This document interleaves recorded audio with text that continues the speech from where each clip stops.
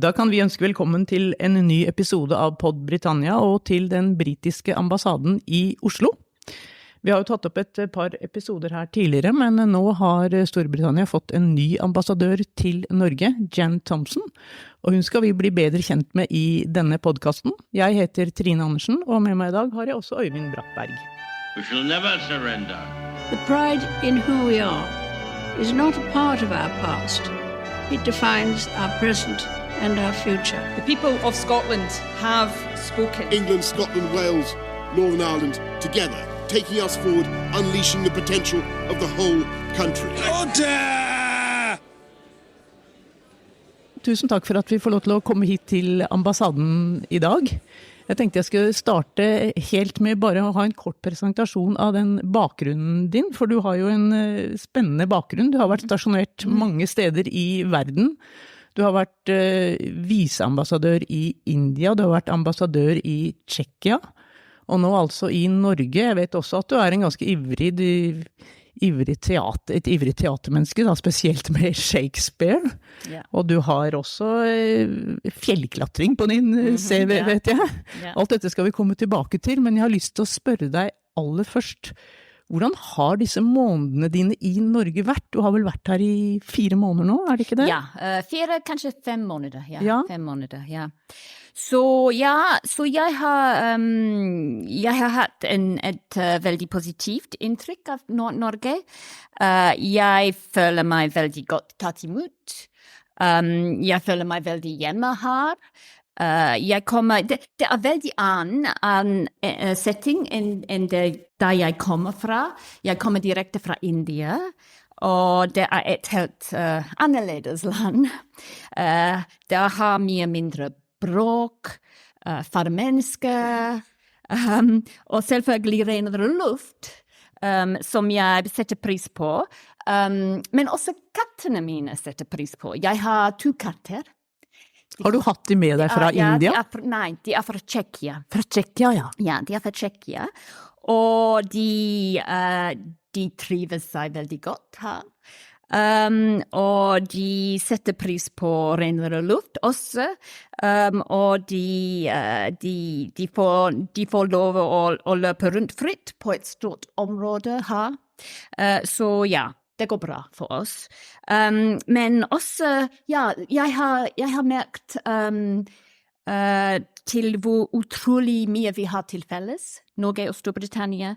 Det et så stort kulturelt grunnlag mellom våre 2 land, og vi så likesinnede på så mange områder. Og det gjør at det veldig positivt å være ambassadør her, fordi det veldig sjelden jeg må ha vanskelige eller strenge samtaler med regjeringen, fordi vi har så stor enighet om de fleste temaene, så det ikke så vanskelig å være ambassadør her. Men også selvfølgelig det et så utrolig fint land.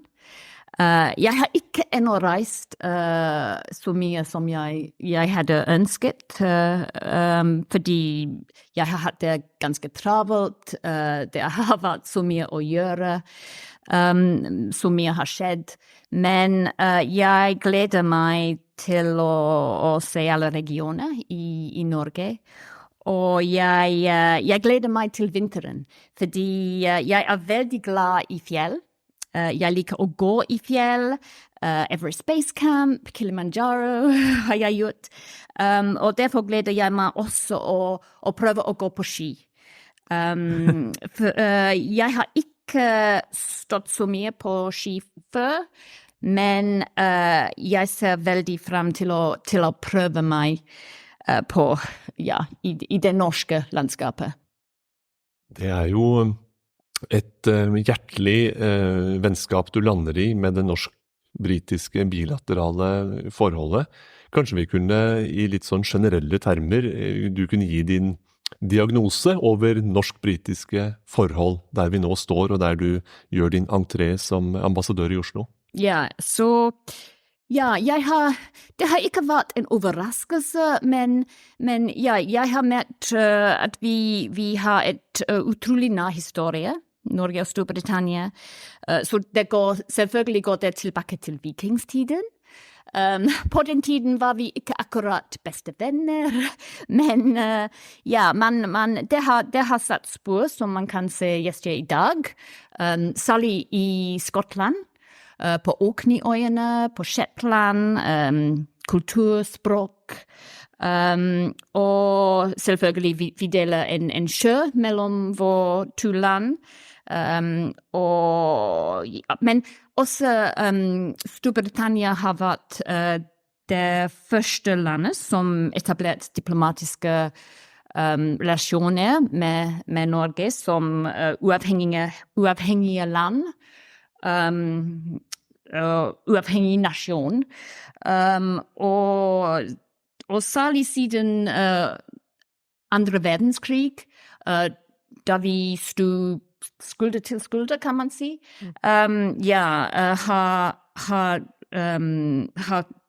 har vennskapet vært kjempegodt. Men det ikke bare, en del historie. Så vi i dag også det et moderne, dynamisk forhold, som omfatter så mye. Det samarbeid på forsvar, på grønn omstilling, på kultur, på energi, på handel. Det så mye vi deler og jobber sammen på, fordi det så mye enighet om hvordan vi burde håndtere disse temaene. Så ja, vi har mye som vi kan gjøre sammen. Vi har vel også litt teater vi kan gjøre sammen, har vi ikke det? Du jo, i tillegg til å være en Shakespeare-ekspert, så det jo hva litt mer enn litt, tror jeg nok. Så det vel også en som liker å spille teater selv. Det stemmer. Kan du fortelle litt om den interessen? Ja, så jeg har alltid vært veldig lidenskapelig om teateret. Jeg har vært interessert særlig, som du sier, i Shakespeare. Siden jeg var liten. Jeg husker til, kanskje var jeg 8 år gammel, så pleide jeg å arrangere dukkene mine, som om det var en scene, og spilte Shakespeare-skuespiller med dukkene. Så det første vi spilte var, husker jeg, en midtsommernattsdrøm, og siden den gang har jeg vært veldig glad i Shakespeare. Og det har ført også til at jeg har blitt som semi-professional Shakespeare-skuespiller. Jeg har spilt på mange scener i Europa, rundt om Europa. Det har ikke alltid vært veldig lett å kombinere min rolle som ambassadør med min rolle som skuespiller, men jeg har hørt også mange sier at å være ambassadør og litt som å være skuespiller. Så kanskje det ikke så vanskelig. Men jeg håper i fremtiden skal jeg finne muligheter til å spille, til å ta del i kulturlivet i Norge. Kanskje Shakespeare, kanskje Ibsen, vi får se. Vi må jo bare få lov til å rose deg for norsken din. Du har, vet ikke hvor lenge har du prøvd? Ja, så jeg begynte å lære norsk i 4 måneder før jeg kom hit. Men det var fra India. Men jeg må finjustere litt, må jeg si. Jeg prøver å gjøre det som jeg kan. Ja, jeg imponert. Takk. Now we have agreed to transfer to English at the appropriate moment, and maybe that moment. Maybe that's now. Maybe I'm now. getting tired. I'm doing my best. And once we move on to intricacies, it might be suitable too. We're rather interested to hear more about the agenda that you foresee for your spell in Norway, for your posting here. With a deep and cordial relationship, one would be unlikely to find a lot of unresolved issues and difficulties and so on. But surely there must be aspects of the Norwegian-British relationship that where the potential is untapped or where there is scope for improvement and so on. What kind of thoughts do you have in that regard? Yeah, there's definitely a whole lot more we can do together, for sure. I mean, it's as I was trying to say in Norwegian, it's a relationship based on geography, the North Sea, our proximity geographically, and also our shared history. I think one area we work together incredibly closely, and which has become an area of growing importance in the last couple of years, is in the kind of defence and security area. So obviously, the UK, the British Armed Forces have been coming to Norway for over half a century to do their Arctic training. But that has only grown in the last couple of years. So originally we were training here. Now we're training, not just training in Norway, we're training with Norway. And we're not just training, we're doing operations together. So that relationship has developed really markedly and is just getting bigger and bigger. And I think a lot of, undoubtedly, one driver of that has been the conflict in Ukraine. And we have hugely valued the insights we get from Norway. Obviously, Norway has unique access to and insights about what is happening in the Barents Sea. And in the High North, and we hugely value that. But also, Norway has been a very significant contributor to Ukraine, whether it's in terms of military equipment, obviously F-16s now, or whether it is also about development help and support and assistance to Ukraine, incredibly generous. So all of that area has been a kind of a growth industry and just something we work really closely together on. But another area where you were mentioning other areas which are not tapped fully. And I think one area that I focus on a great deal is the energy relationship. So obviously, Norway has been vital to the UK's energy security, a big supplier to us, our number one supplier of gas, and a big supplier of oil. And in fact, Norway has obviously played an important role beyond the UK in terms of being a really stable, predictable, kind of non-political supplier of energy to Europe. And we have very much valued that.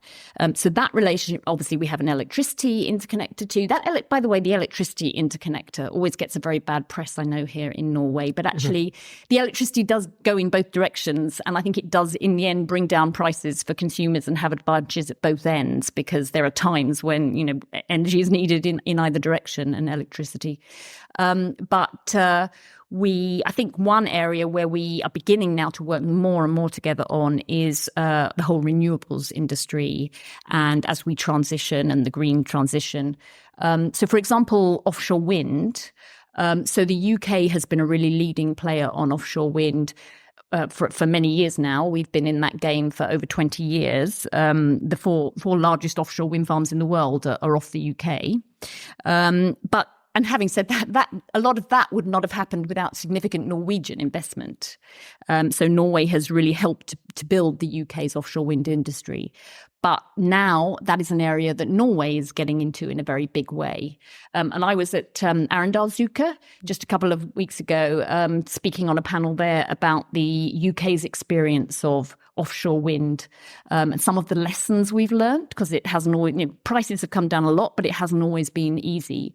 And there are challenges ahead for sure. But there are some kind of learnings and experiences that I think we can share with Norway as it kind of looks to develop its own offshore wind story. And just, to finish on that, beyond offshore wind, I think there are other areas we're looking at together with Norway, whether it's hydrogen or CCS, carbon capture and storage, where, of course, Norway has been quite a big player for some years now. UK also has huge carbon capture and storage, huge storage potential there as well in the UK. So there is a lot in this whole area of green transition, climate ambition, a whole load of areas there we can work on too. I can keep going. Or do you want to ask me interrupt me? Yeah. You could actually. Thank you so much for asking. Given your prominent role in the past as part of the international negotiations on countering climate change, are you an optimist within this domain on the part of Britain as well as Norway? Do you see some of the same barriers and dilemmas to effective work against climate change and effective green transition? Definitely. I mean, there are huge, none of this is easy. I don't think anyone can pretend this is easy. This is a really, really challenging agenda. And when there are other challenges that everyone is contending with, cost of living crisis, war in Ukraine, all kinds of other global challenges, it is hard sometimes to really make sure we're giving it the priority it deserves. But I think it's something we definitely all need to focus on. And I think our countries are, for example, the UK, we have some of the most ambitious climate targets anywhere in the world. I mean, obviously, we're totally committed to net zero by 2050, but we also have a target of 68% reduction in our carbon emissions by 2030, which is a very high target, 68%. And actually, we are already at nearly 50%. So we're actually well on the way to that target. Obviously, we're well on the way to 2030 as well, it's fair to say, but we're quite a long way through that. And the other advantage of that in the UK system, I think, is that those targets are actually set in law, which is not the case in many countries. So we've got really ambitious targets. It's always challenging, and we're always having to kind of reevaluate how exactly do we meet them. What is the best way of doing that doesn't put too much pressure on hardworking families or businesses. So it is a constant struggle, and I know that Norway is also looking at a lot of these issues too, and it is not easy. But I think our two nations do have a lot that we can share and talk to on this agenda, because we are both transitioning away from oil and gas, which has of course been, in many ways a positive for both our countries for many years, but it will come to an end, and it has to come to an end. And I think there is a lot we can work together on to try and find solutions to move that forward. So to answer your question, I don't underestimate the challenge. It's incredibly difficult. But ultimately, I think we all know we've got to get there. And I'm optimistic that, we will find solutions. Technology is moving all the time, new technologies, green technologies. So I'm hopeful that we will get there in the end. Can we just go back to theatre? Quite another topic, I know, but... do you have a dream of performing on a Norwegian stage with Shakespeare? Love to. Yeah, I would love to. That is my absolute dream. Yes, to perform on a Norwegian stage. I would love to perform Shakespeare on a Norwegian stage. So I would perform it best in English. It has to be said, but I've noticed there doesn't seem to be as much English language theatre in Norway as I had hoped there might be. Maybe I just haven't found it yet. I think you're right. Yeah. It's mainly in Norwegian. It's mainly in Norwegian. So it's another bit of motivation for me to get my Norwegian better, so that eventually I'm able to do some kind of performance in Norwegian. Now that would be my dream, to be able to act in Norwegian in Norway. I'm sure I wouldn't have a perfect Norwegian accent, but if I could manage to make myself understood, that would be magnificent. But yeah, I would love to do that. And I know that Shakespeare is very popular here. It feels like around the world. It kind of translates to all countries and all generations. So that's my absolute dream, yeah. But also, I'm open to Ibsen and other possibilities come too. on. I want to embrace Norwegian culture, totally. It's not all about the UK. So yeah, whatever opportunity, if anyone's listening and has a great opportunity for me, please let me know. Yeah, and I know you performed with the Shakespeare-kompani in Prague when you were ambassador. Yeah, I did. Yes. So when I was ambassador in Prague, I performed regularly with a professional theatre company, which was an English language theatre company based in Prague, the Prague Shakespeare-kompani. And I regularly performed sort of leading roles in their Shakespeare performances. So I'd do my job as an ambassador during the day, and then I would go off and act on stage in the evening. And I love that so much. And I went touring with them sometimes too. So another option would be I could bring my theatre company from Prague to Norway. Maybe I'll look into that. Yeah. It Are you would be still so active? nice. Are you still playing in Prague? Yeah, I still play with them whenever I can get there. So earlier this year, just before I came to Norway, actually, I played Julius Caesar in Shakespeare's Julius Caesar. So it was, some of the roles were cast as women, and so I played the role of Julius Caesar. Which, if you know, well, I guess everyone knows kind of the story of Julius Caesar, whether you know Shakespeare's play or not. But he kind of gets stabbed a lot and dies, and it was quite distressing being on stage and being stabbed by like 20 people at once. It's a lot of blood in every Shakespeare. Oh, really? Yeah. Really? That was quite distressing. But yeah, so I'm trying to keep it up. Yeah, very much so. We shall hope that somebody's listening then. Yes, please. Yes. What about Ibsen? Yeah, no, I mean, there's always a lot of Ibsen in the UK as well. There are very often Ibsen productions in London. I confess I haven't performed in any Ibsen plays so far, but I'd like to take on that challenge for sure. Yeah. But because Ibsen is quite popular in the UK. Yes, yeah, well, around the world, of course.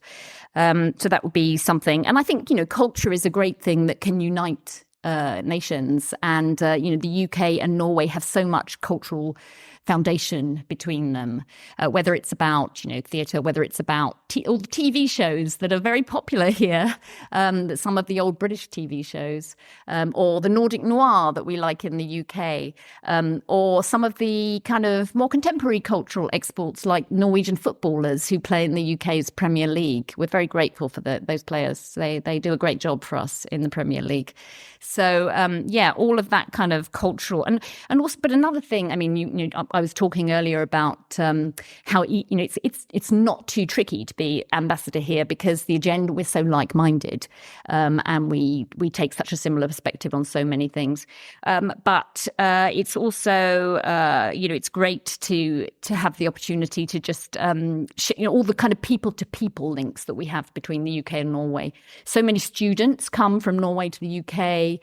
People are constantly going there to try and work. So all those people, that kind of people, that's the real relationship between the UK and Norway. It's not just a kind of political level, although there is this huge agenda we're doing on energy, as I've said, the defence and security relationship. I haven't touched on trade. We've got a huge trading relationship.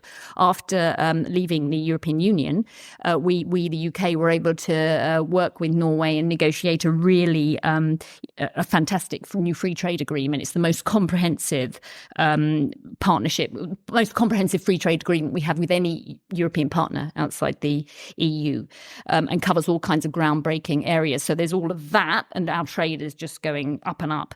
And then lots of other good news stories. Recently, the UK rejoining Horizon, so which means that our research and science partnership can just kind of get really back on track because there's so much research and scientific collaboration between the UK and Norway. And maybe just the last area I'll mention is kind of our global perspective. So I think the UK and Norway both have an incredibly global perspective in terms of looking at international development, conflict resolution around the world, trying to address some of the global challenges like, girls' education, poverty, global health, hunger, famine, these kind of issues. Norway has always been a really big player in that area. And I think that's an area. I was seeing the Norwegian development minister last week and the foreign minister a couple of weeks before that, and talking to both of them about that particular area that I think the UK and Norway can do an awful lot more together in because we have such a shared agenda. Our views are so aligned, and we're both kind of big players. I mean, Norway is very generous in terms of international development, and also very experienced in areas of conflict resolution with that kind of global focus. So I think that's another area we can work together really closely on. I think that was a perfect conclusion. Yes. Okay. Kan vi bare si tusen takk for at vi fikk komme? Det går bra. Det går bra. Det går bra. Flott. Tusen takk.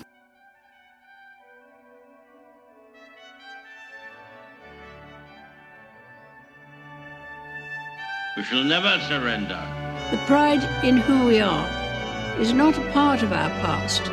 It defines our present and our future. The people of Scotland have spoken. England, Scotland, Wales, Northern Ireland, together, taking us forward, unleashing the potential of the whole country. Order!